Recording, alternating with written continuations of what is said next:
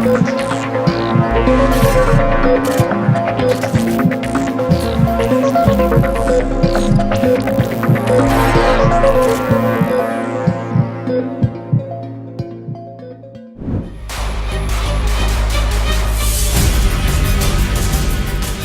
و کاولکاری هەمیشە مەترسیەکی گەورەیە لەسەر ژیان و تەندروستی مرۆڤ.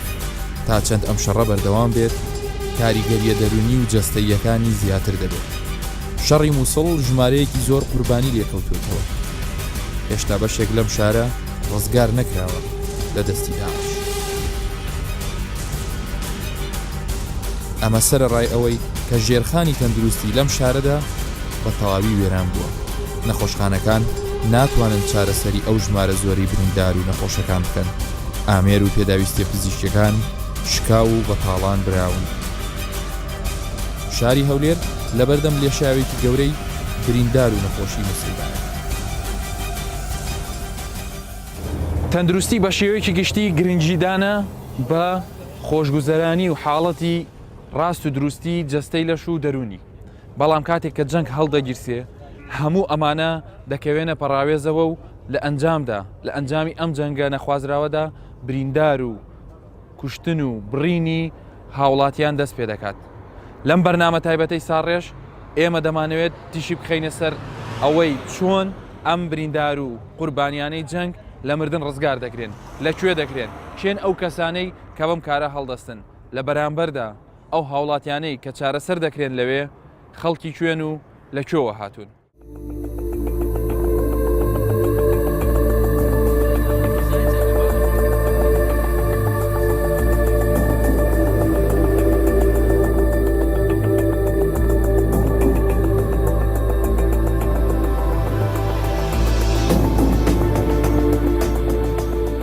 سەید زەمان سەرەڕای کاری خۆی لە یەکێک لە نەخۆشخانەکانی شاری هەولێر ئەمڕۆ لێرە نەخۆشەکانی مووسڵ بەرەو هەولێر دەنێرێت تا لەوێ چارەسەر و پشکنینی پێویستیان بۆ بکرێت.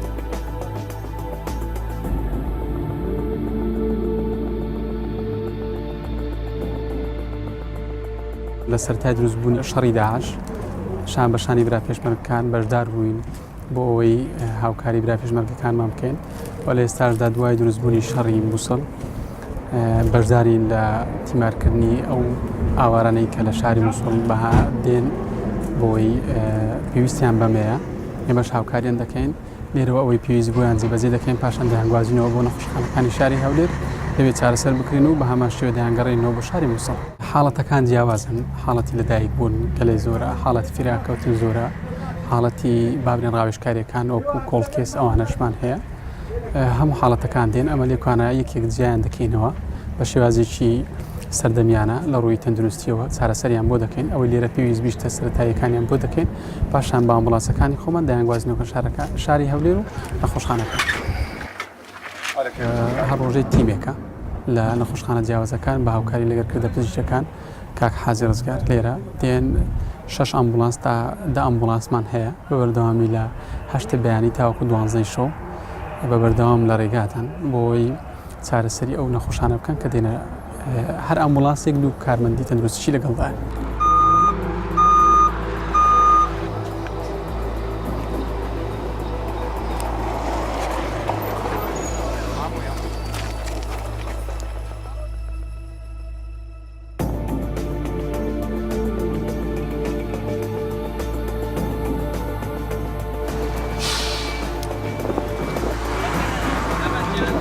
بریندار و نەخۆشەکانی مووسڵ ئەوانەی کە لە جەنگەوە تووشی نەخۆشی دەبن یان لە ئەنجامی ئەوی کە بریندار دەبن دەگەنە ئەم خاڵە سنووریەی نێوان حکوومەتی هەرێم و پارێزگای مووسڵ. لێرەوە نەخۆشەکانی ئەوان لەلایەن کارمەندەکانی هەرێمی کوردستان و کارمەندەکانی فەرمانگەی تەندروستی هەولێرەوە وەردەگیرێن بە ئەمبوڵانسی خۆیان نەخۆشەکان دەگوازرێنەوە. ئەمە لە حاڵەتێکە کە ئەگەر هاتوو نەخۆشی ئاسایی بن، بەڵام بریندارەکان کاتێکە لە جەنگ لە مەیدانی شەڕ بریندار دەبن بە هەمان شێوە بە ڕێکارێکی جیاوازتر و بە خێراتر بەرەو نەخۆشخانەی ئیمێرجنسی دەگوازرێنەوە.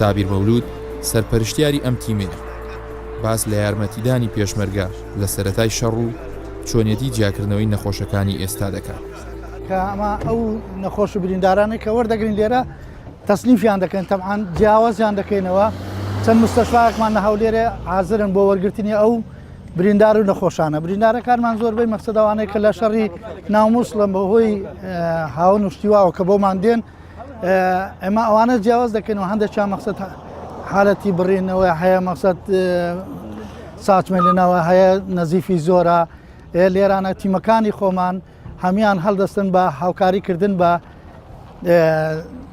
سەرەتا فریاگوزاریەکی سەرەتایی زۆر جوانیان لۆ دەکەین بۆ ئەوەی بتوانین ئەوانە بگەینە ناو هەولێر بە سەلامەتی ئێمە لە هەموو شەڕەکان بەشداریمان کردووە چ لە مەغمور چ لە گوێر چ لە باشیق لەوانە هەموو تیمەکانیمە وەکو پێشمەرگە ئاسا لە بەرگانی شەڕ ئامادە بوون ئەجە بە 2 ئیسعابی بە 5 ئیسعابی بە 12 ئیسعابی ئێمە هەموو کات بە شەو بە ڕۆژ لەگەریان بووینە ئەگەر هاتوە هەر بریندارێک هەر نەخۆشێک لەولاوە بێ ئێمە لەوێ ئیسلامی دەکەین و وەریان دەگرینەوە هەموو شتەکانی بۆ دەکەین ئەو جدوایە ئێمە کەکە ئەگەر شەویش بێمە دەگەڕێنەوە بۆ ئێرە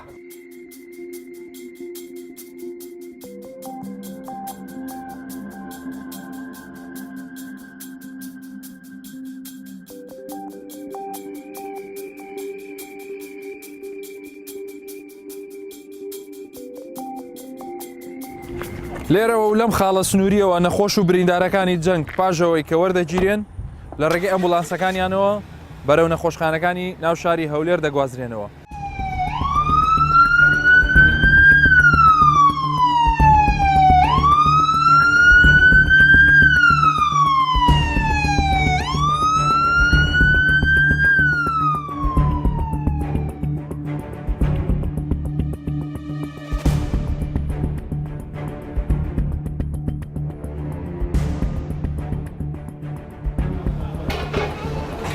ڕاستە نەخۆشخانەکە لە ناو شاری هەولێرە، بەڵام ئەگەر کارمەند و پزیشکەکانی ئەم نەخۆشخانەیە نەبینی وا هەستەکەی کە تۆ لە شاری مووسڵی لەبەرەوەی لە 95 زیاتری نەخۆشەکانی ئێرە هەموو ئەو خەڵکن کە لە ناو شاری مووسڵ لە دەرەنجامی ئەم شەڕە بریندار بوون و لەوێەوە گەێنراونەتە ئێرە و چارەسەر دەکرێن بێ ئەوەی هیچ جۆرە جیاوازییان لەگەڵدا بکرێت.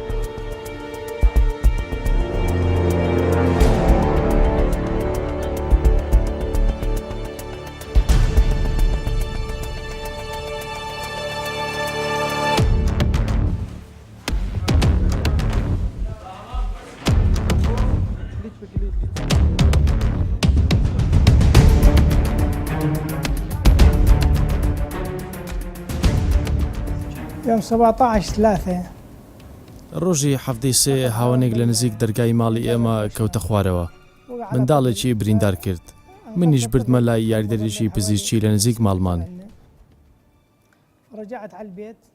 زوو گەڕامەوە لە ترسی ئەوەی منداڵەکانی خۆم لە ماڵ دەرنێن دیسان هاوانێکی تر لە شوێنەکەیدا و من بریندار بووم ڕزگاریان کردم و منیان گیان دەبەرتر لەوێ نەشتەرگەریان بۆ کردم 3 ڕۆژ لەوێ مامەوە پاشان منیان هێنا بۆ ئەو نەخۆشخانەیە بە شێوێکی گشتی کارمەندانی ئێرە مامەڵەیان زۆر باشە لەگەڵمان و من هیوادارم 2 قاچی دەستکردم بۆ بکرێت و دەمەوێت بگەڕێمەوە لای کەسەکانم و بەو قاچە دەستکردانە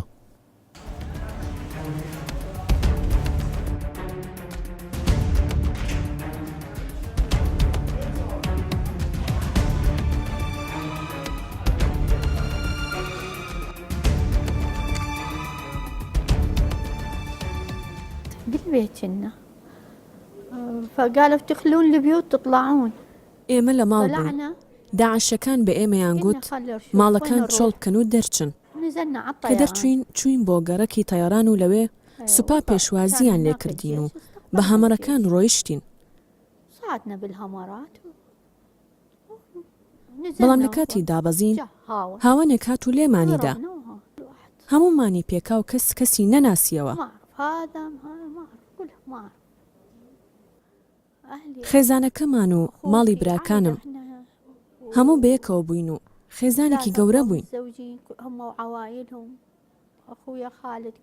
براکەم خالیت وتیان مردووە، هەروەها ئیناس وتیان مردووە، من دەمبیست وتیان کوڕە بچووکەکەی براکەم مردووە.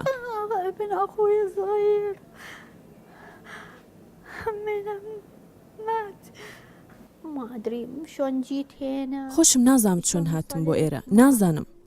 سەرەتا خودا و پاشان دکتۆرەکانی ئێرە، هەر هەموو کارمەندەکان بە باشی چارەسەریان کردم. سوپاس بۆ خودا ئێستا باشم.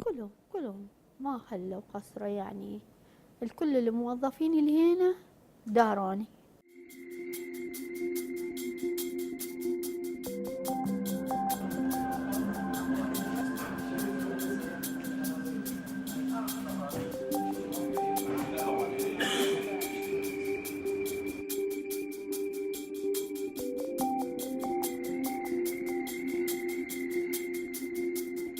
دکتۆر ڕەوەند بەڕێوەبەری نەخۆشخانەی ئیمەرجنسیە، هەر لە سەرەتاوە لەم نەخۆشخانەیە کار دەکات. مێژوی ئەو نەخۆشخانە دەگەڕێتەوە بۆ ساڵی 1998 کە دروست کرا لەلایەن ڕێکخراوی خێرخوازی ئیتاڵی و لەو کاتەوە تەنها دروست کرا بۆ ئەو کەسانی کە بریندار دەبن، واتە پێیان دەڵێن قوربانیانی جەنگ، چ بە تەقینەوە، چ بە گولا، چ مەدەنی، چ عسکەری، ینی و دواتر بەشی سووتانیش کراوە لە ساڵی 2000 تا 2010. تایبەتمەندی ئەم نەخۆشخانە لەوەدا کە ئێمە بە تیمیش دەکەین، واکە بە تیمەکی زۆر کارامە کە نەخۆشکە وەردەگرین ئێمە بە هەمومان، بە هەموو پزیشکان، بە هەموو کارمەندان ئیشی بۆ دەکەین. نەخۆشکە دێتە ئەڵە بە ناوی هیچ دکتۆرێک، بە ناوی هیچ، بە ناوی نەخۆشخانە داخل دەبێ و ئیش بۆ دەکرێت وەکو تیم. تایبەتمەندی دووەم لەوەدا کە ئێمە پەرستار دەورێکی زۆر گرنگی هەیە لێرە، کە ئەمە گرنجێکی زۆر بە پەرستار پرسیاری دەدەین، بابەتی پەرستیاری نێرسینگ کێر، کە ئەمە شتێکی زۆر گرنگە بۆ دوای نەشتەرگەری یان بۆ بە دوواداچوونی نەخۆشەکان.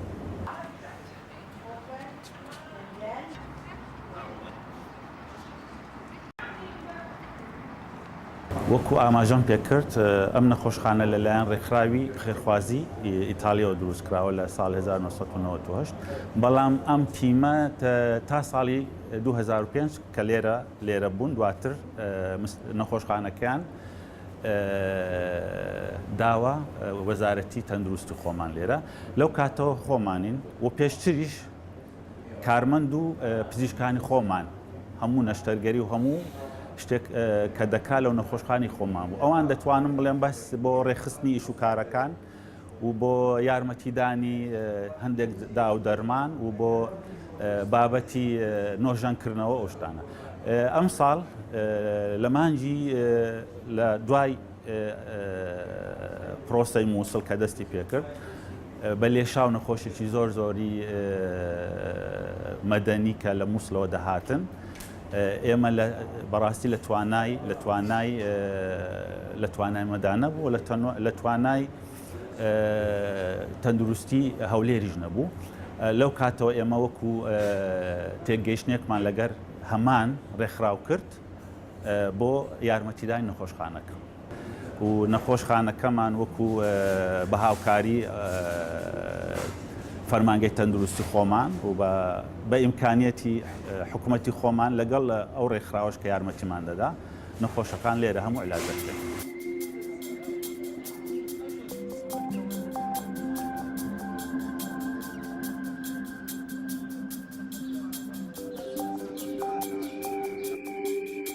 هەوار عەبدولعەزیز کارمەندی تەندروستیە، ئەو دەڵێت هەندێک لە نەخۆشەکان هاوڵ و خزمەکانیان لەگەڵ نین، ئێمە دەبینە هەموو کەسیان.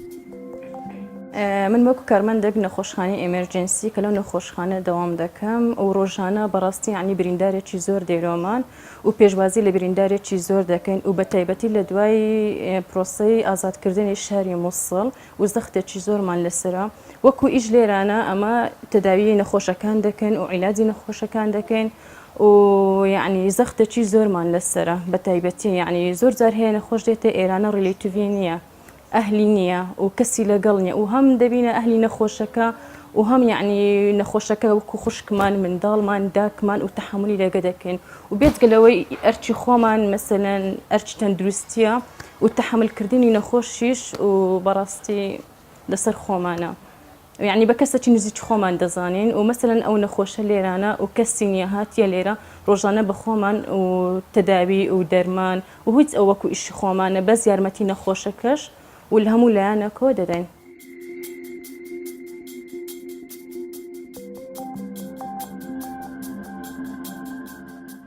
یەکێک لە تایبەتمەندیەکانی تری ئەم نەخۆشخانەیە جگە لە چارەسەرکردنی قوربانیەکانی جەنگ هەندێک حاڵەتی کۆمەڵایەتی تێدا دروست دەبێت کاتێک فیشەک و بۆمبەکان ئەندامانی خێزانێک لە یەکتری جودا دەکەنەوە لێرە بە برینداری ئەم خێزانە یەک دەگرنەوە یان هەندێک جاریش خەون و ئاواتی داهاتوو دەبەستنەوە بە چارەسەرکردن دوای ئەوەی کە لەم نەخۆشخانەیە دەردەچن. ئێستا دەڕۆمە لای زەهرا کە تەمەنی 15 ساڵە ئەو لە مووسڵ پێش چەند ڕۆژێک بریندار بوو.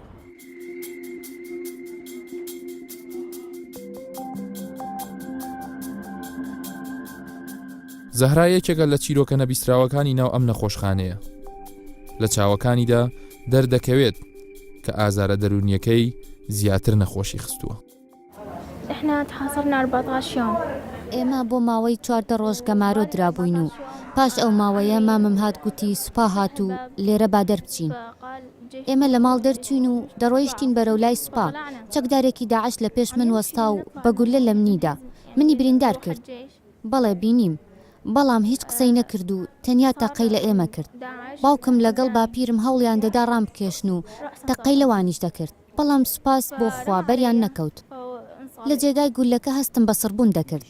سەربازەکان تەقەیان لە داعشەکە کرد و ئەو هەڵات و منیان بردە خانوویەک و بە منیان گوت کوێت بریندار بووە. من نەمدەزانی کوێیە بەڵام هەستم بە سڕبوون دەکرد. ڕانی ڕاستم شکا لەبەر ئەوەی هەموو لاشەم کەوتە سەری. لە کاتی تەقەکردنەکە باوکم منی هەڵگرت و هەڵاتین. دنیا لە بەرچاوم سپی بوو هیچم نەدیت.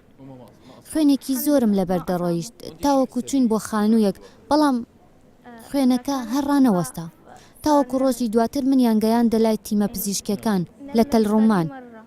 هیچ نەشتەرگەریەکیان بۆ نەکردم کە هاتمە هەولێر اینجا نەشتەرگەریم بۆ بکرا. ئێستا ڕانی چەپم پلاتینی بۆ دانراوە لە ژوورەوە و ڕانی ڕاستم پلاتینەکە لە دەرەوە بەستراوە. نەشتەرگەریەکەم لە سکی کراوە و لەگەڵ نەشتەرگەری داخستنی شوێنی گولەکە و لە هەفتەی دابێت نەشتەرگەریەک بۆ ڕانی ڕاستم دەکرێتەوە بۆ گۆڕینی پلاتینەکە. بالسادس فصار عندي عملوا أبو من کاتی هاتنی داعش لە پۆلی 6 سەرەتایی دەرچووم بۆ یەکی ناوەندی بەڵام نەچووم بۆ قوتابخانە لەبەر ترس و بۆ ماوەی 2 ساڵ و نیو وازم لە خوێندن هێنا چونکە دەیانگوت سیستەمی خوێندنیان زۆر زەحمەتە و بەباشیش فێری خوێندن ناوین. وەسپاس بۆ خوا قورتارمان بوو. حەز دەکەم لە داهاتوو ببم بە مامۆستای بیرکاری و ئەوە خەونی منە. لا ما أرجع الموصل. نەخێر ناگەڕێمەوە مووسڵ تا ماوەیەکی تر چونکە لەلام بۆتە گرەیەکی دەرونی. دایکم دەڵێت چەند مانگێک لە ناوچەی حەمام عەلیل دەبین و پاشان دەگەڕێینەوە. حمام العلي وبعدين نرجع.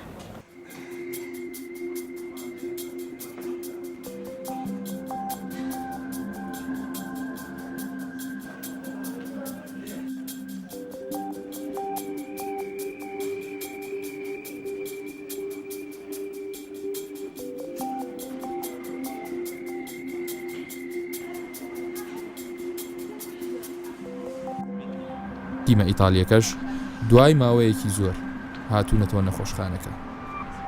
لە ڕێگەی کارمەندەکانیەوە هاوکاری دێگەێن لە نەخۆش و کارمەندانی تری نەخۆشخانەی ئیمێرجنسی. میکێلا بە زەردەخەنە و لە خۆبردووییەوە ڕۆژانە نەخۆشەکان دەبینێت. ئەو لە نزیکەوە ئاگاداری حاڵەتەکەی زەهرایە.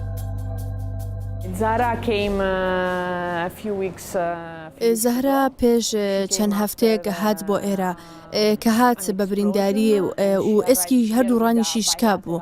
حاڵەتەکەی زۆر باش نەبوو، خوێنێکی زۆری لەبەر ڕۆشت بوو.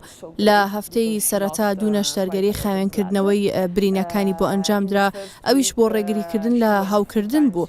بەڵام لە کۆتاییدا حاڵەتەکەی باش بوو. چارەسەری شکانمان بۆ کردووە و ئێستا ئەوە توانێت کە قاچی چەپی بجوڵێنێت و کەمێکیش چاوەڕێەکەین تا قاچی ڕاستیشی لە چاوێستا باشتر بێ. ئەو کچێکی زۆر بەهێزە و یارمەتی دەرە لە وەرگرتنی چارەسەریەکان، لەگەڵەوەش هەوڵەدات بە زووی بگەڕێتەوە لای خێزانەکەی. ڕەنگە ماوەیەکی کەمتر لە لای ئێمە بمێنێتەوە و پاشان ئەتوانێت بڕوات بە پێیەکانی خۆی.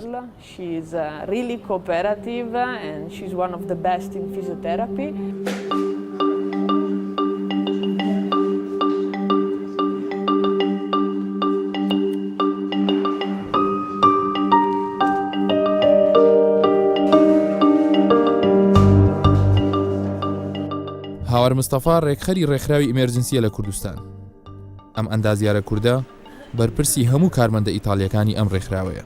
هاتنی ڕێکخراوی ئیمێرجنسی کە پسپۆرە لە چارەسەرکردنی قوربانیانی جەنگ، واتە بریندار، ئەوانەی بریندارە بن بە لۆغم و بە تەقەمەنی و بە تۆپ و بە شتانە،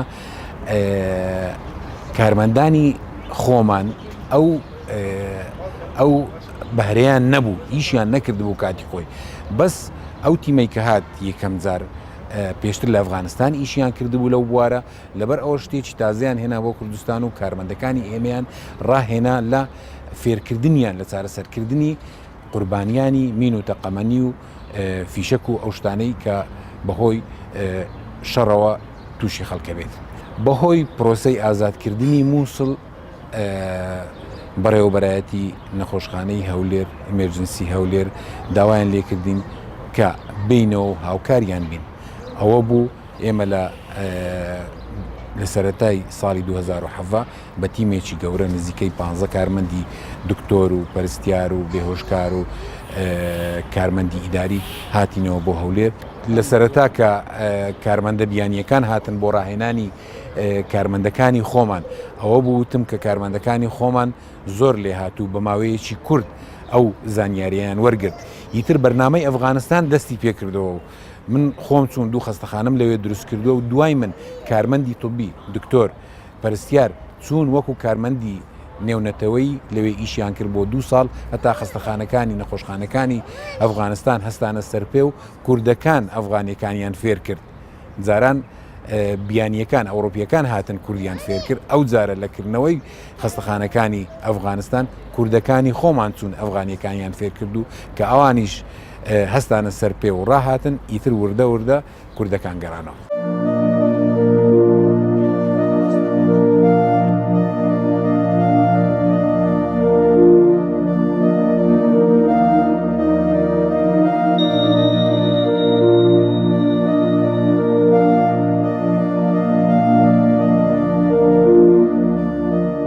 قوربانیەکانی جەنگ دەڵێن تەنها برینداربوونمان برینداربوونی جەستەیی و لە دەستدانی پەلەکانمان نییە، بەڵکو زۆر جار ئەم جەنگە برینێکی واقوڵ لە ناخ و دەروونمانە دروست دەکات کە ساڕێژبوونی ئەگەر ئەستەم نەبێ زۆر ئاسان نییە. هەر شاد.